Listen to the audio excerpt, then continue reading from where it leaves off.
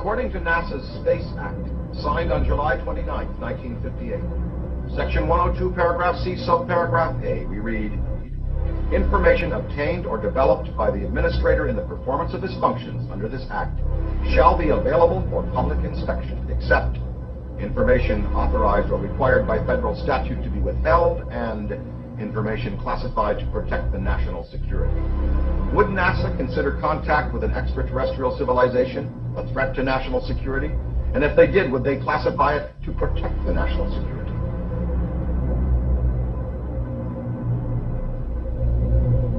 That's what this investigation is about.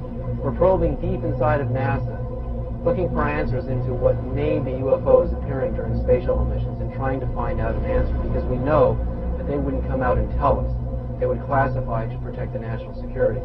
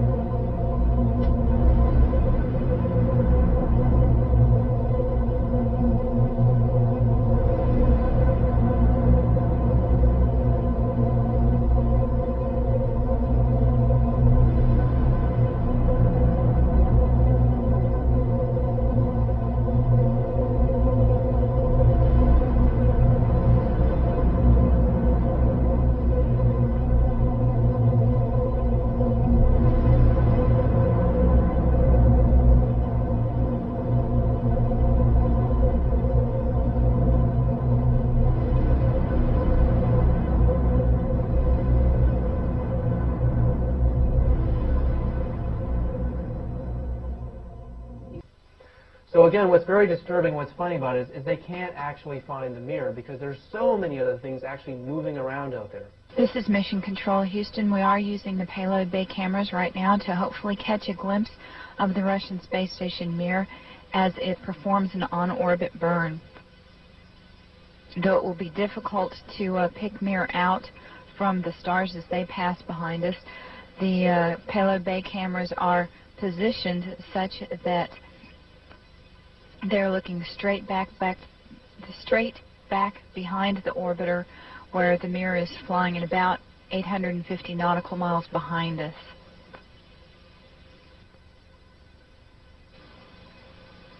No joy from here, sorry. I hope it was a good one, though, for our friends. Thank you, sir. We could not see it here either. We'll wait 2 or 3 more minutes till sunrise, and then at that time give you a go for KU stow. We're at a mission elapsed time of 7 days, 13 hours, and 17 minutes. This is Mission Control Houston.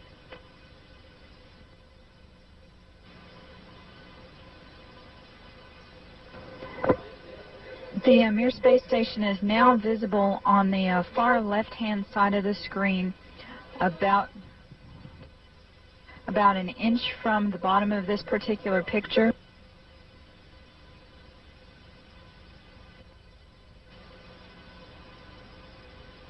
Okay, the Mir space station is the small flashing light in the center, about an inch from Camera Charlie on a monitor. The left-hand side of the screen. It's slowly... Charlie, how on the camera? It is slowly moving closer to the left-hand side and is has a very light flashing to it. We think on the middle of the screen, way to the left-hand side.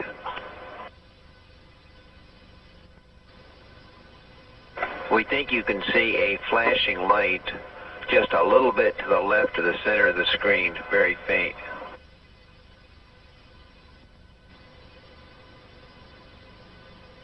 Yeah, we do see something flashing visually, but we're not sure that might be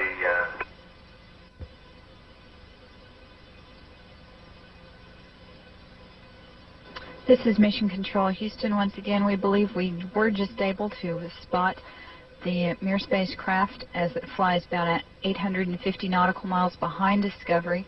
So you just saw the footage. You saw a lot of things streaking out there. You saw the confusion of the astronauts trying to find the space station Mir, and in the end, they never really find it.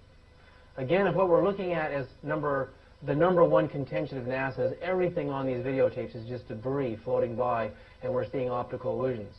Do you really think an astronaut can't tell the difference between a space station Mir and a piece of debris, a piece of dust, or a cookie crumb floating through space? Of course they can tell the difference. So whatever the other objects are that are moving around out there obviously aren't debris. They're other objects that are obscuring their view and are confusing the astronauts.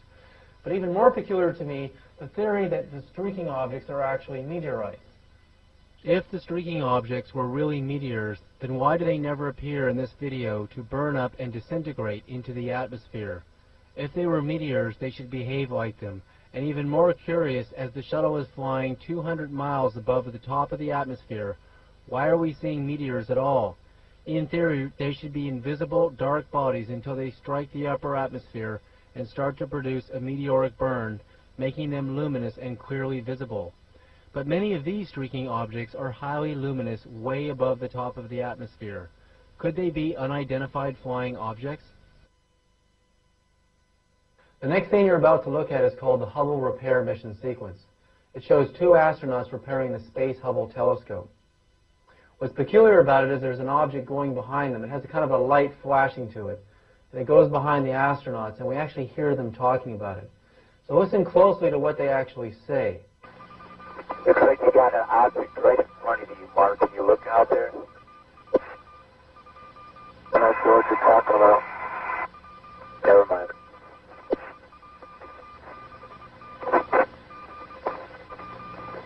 Are we missing something? I don't see anything. Yeah, we think the camera filter came off, Mark. It's about your 10 o'clock, 11 o'clock going away. Don't worry about it. So what were the astronauts actually saying? We heard, it looks like you got an object right out there in front of you, Mark. Are you looking out there? It's about your 10 o'clock, 11 o'clock going away. Don't worry about it. We know the astronaut on the left is probably the one we're talking about. That's probably Mark, because at his 11 o'clock position is where we actually see the UFO, or we see the unidentified object. It has a light flashing to it. It's definitely going behind them. So we can assume immediately that obviously these astronauts are not talking about space debris or space junk going by, because it's obviously something of significance. It captures their attention for a moment, and they're told to ignore it and to focus on the repair of the mission. So we could assume maybe they've been seeing these things frequently out there. Maybe this is an ordinary occurrence, and it's not something they should become so alarmed about. Later we hear, we think the camera filter came off, Mark. We know camera filters are screwed tightly onto cameras, and there's no way they would unscrew in space and go floating out there. So obviously, again, this is one of NASA's blatant lies, trying to tell the public during a live broadcast that what we're seeing is something that they can explain.